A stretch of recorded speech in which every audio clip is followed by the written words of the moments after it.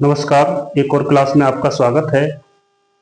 आज हम नदियों को समझेंगे क्योंकि नदियों का हमारे जीवन में भी बहुत महत्व है और परीक्षा की दृष्टि से भी अति महत्वपूर्ण है। ये नदियाँ भारत की महत्वपूर्ण नदियों के बारे में थोड़ा चर्चा करेंगे हम, और रिवीजन तौर पर रहेगी क्लास।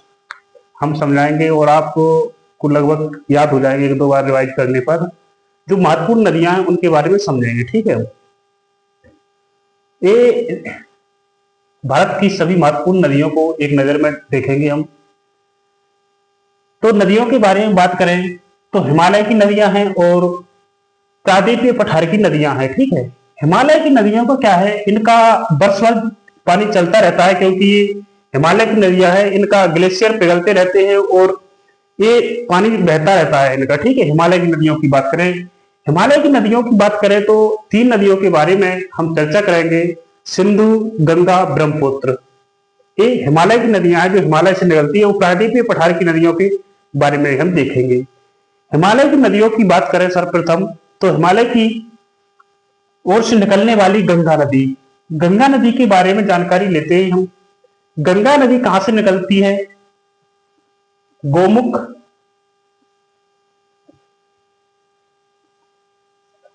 हिमानी, उत्तराखंड से।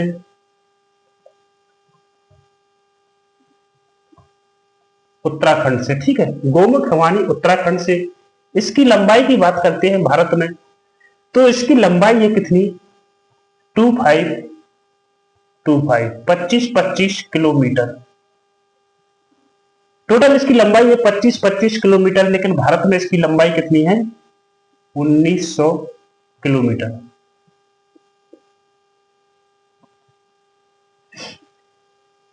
जब ये गंगा हिमालय से निकलती है या गोमुख, हिमानी, उत्तराखंड से निकलती है तब इसका गंगा नाम नहीं रहता है। उस टाइम रहता है इसका क्या नाम रहता है? भागीरथी। भागीरथी। जब ये कहा देवप्रयाग में,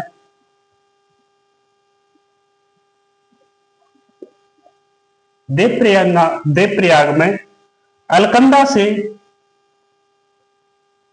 से मिल जाती है तब इसका नाम क्या पड़ता है? गंगा पड़ जाता है। यहां पर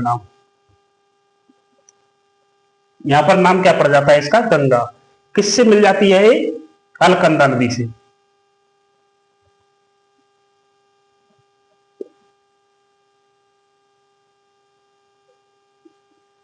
दो 2009 में इसको राष्ट्रीय नदी घोषित किया गया है, नेशनल रिवर। 2009 में इसको राष्ट्रीय नदी घोषित किया है। इसकी कुछ सहायक नदियां हैं जैसे यमुना है। यमुना कहां से निकल रही है? यमुनोत्री, उत्तराखंड से। यहां लिख देते हैं हम यमुनोत्री। हिमनद उत्तराखंड से। गोमती की बात करें तो गोमती निकलती है पीलीभीत उत्तर प्रदेश से। कोसी तिब्बत से निकलती है। तिब्बत, हिमालय से। सोन की बात करें, सोन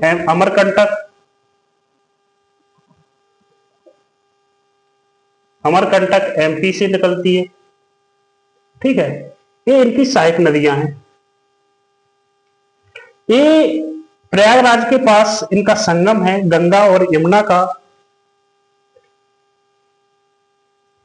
संगम कहां है? प्रयागराज में है संगम। प्रयागराज में है। कोसी की बात करें तो कोसी भी मिल जाती है इसमें। कोसी को बिहार का शोक भी कहा गया है क्योंकि यह बहुत ही विनाशकारी बाढ़ें लाती हैं, इसलिए ये अपना मार्ग बदलती रहती है। मार्ग बदलने के लिए पहचानी जाती है, इसलिए इसे बिहार का शोक भी कहा जाता है। गंगा पश्चिम बंगाल में दो धाराओं में बढ़ जाती है। गंगा पश्चिम बंगाल में दो धाराओं में बढ़ जाती है। एक का नाम क्या हो जाता है? पद्मा,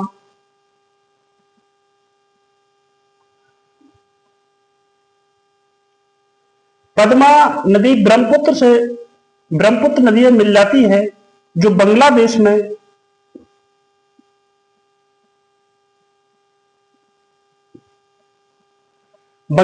में दुनिया का सबसे बड़ा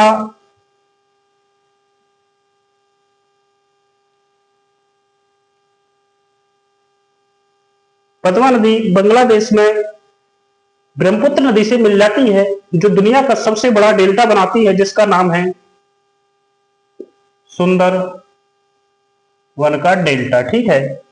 और दूसरी धारा हुगली है,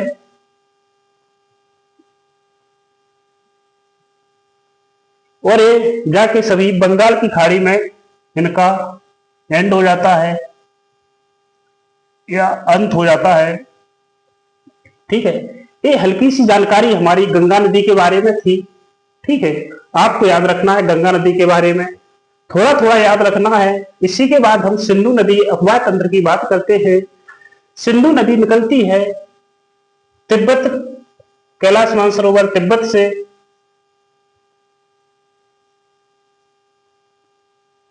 तिब्बत से, सिंधु की लंबाई की बात करते हैं। इसकी 28 किलोमीटर, 2880 किलोमीटर इसकी लंबाई है टोटल। जो भारत में इसका भाग है वह है मात्र 710 किलोमीटर है। इसका भारत में मात्र भाग 710 किलोमीटर है। इसकी 5 सहायक नदियां हैं। सहायक नदियों की बात करते हैं हम इसकी। तो पहले नंबर पे हम क्या नाम लिखते हैं? झेलम, चिनाब,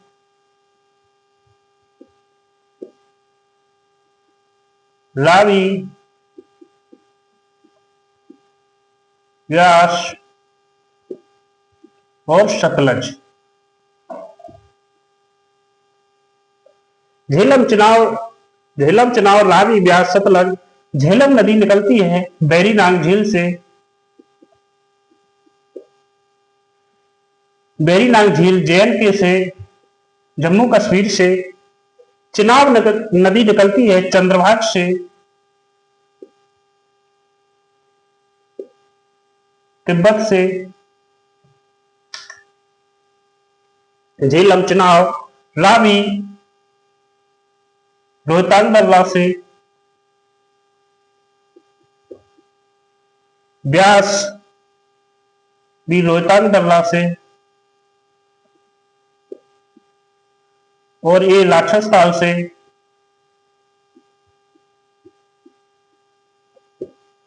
ये इसकी सहायक नदियां थी।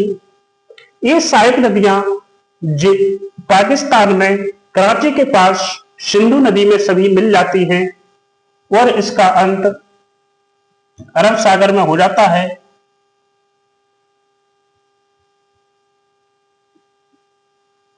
एक 1960 में सिंधु जल समझौता हुआ था। कभी कभी क्वेश्चन आ जाता है। एक 1960 में सिंधु जल समझौता हुआ था, जिस 1960 में सिंधु जल समझौता हुआ था, जिसमें भारत इसके 20% जल का उपयोग कर सकता है। ये हमारी सिंधु नदी के बारे में थी। अब हम ब्रह्मपुत्र नदी के बारे में बात कर लेते हैं। ब्रह्मपुत्र भी हिमालय से निकलती है, तिब्बत मानसरोवर से। ठीक है। ब्रह्मपुत्र नदी तिब्बत से निकलती है, और ये मात्र असम तथा अरुणाचल में बहती हुई, असम और अरुणाचल में बहती हुई इससे पद्मा से मिल जाती है।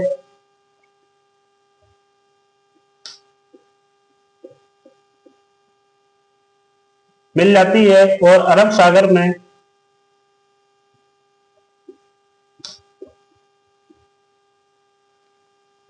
में इसका अंत हो जाता है। अरब सागर में इसका अंत हो जाता है। ये थी हमारी छोटी सी जानकारी हिमालय की नदियों की। अब थोड़ा सा हम प्रायद्वीपीय पठार की नदियों के बारे में बात करते हैं।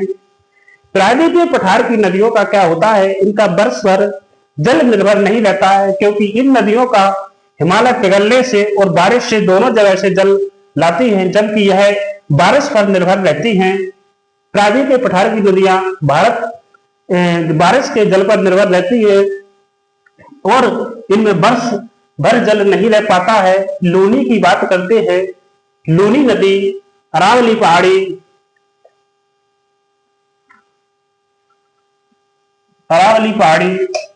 राजस्थान से निकलती है और यह एक ऐसी नदी है जो रेगिस्तान में ही खत्म हो जाती है।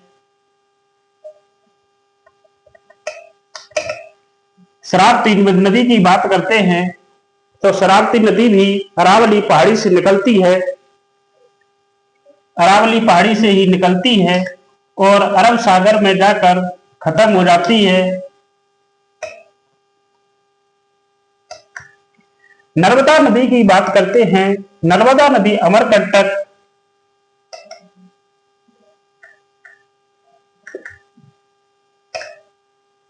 एमपी से निकलती है और अरब सागर में समाप्त हो जाती है। ताप्ती नदी की बात करते हैं तो ताप्ती नदी बैतूल जिला एमपी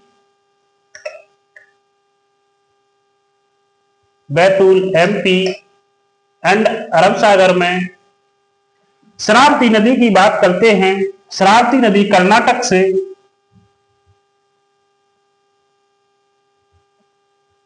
अंत अरब सागर में। बंगाल की खाड़ी में गिरने वाली नदियां, ठीक है। स्वर्ण रेखा नदी की बात करते हैं। स्वर्ण रेखा नदी निकलती है छोटा नागपुर महाराष्ट्र से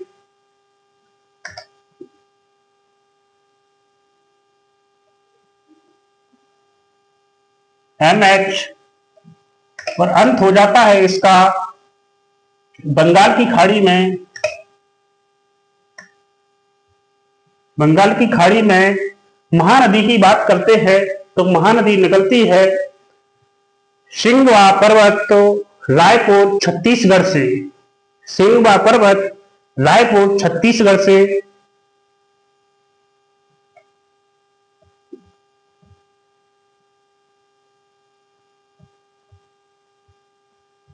रायपुर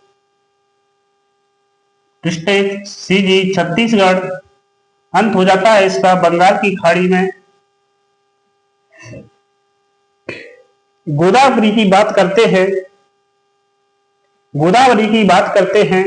गोदावरी निकलती है नासिक महाराष्ट्र से।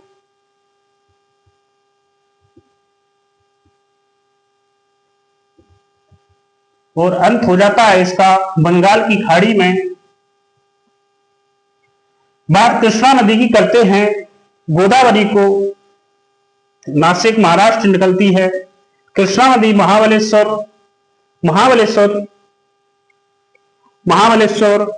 महाराष्ट्र से और अंत बंगाल की खाड़ी में। और कावेरी नदी की बात करें तो महागिरी पर्वत कर्नाटक से अंत बंगाल की खाड़ी में। भारत में सबसे बड़ी नदी गंगा नदी है। ये 5 नदियों का है जो भारत में सबसे बड़ी नदियां हैं।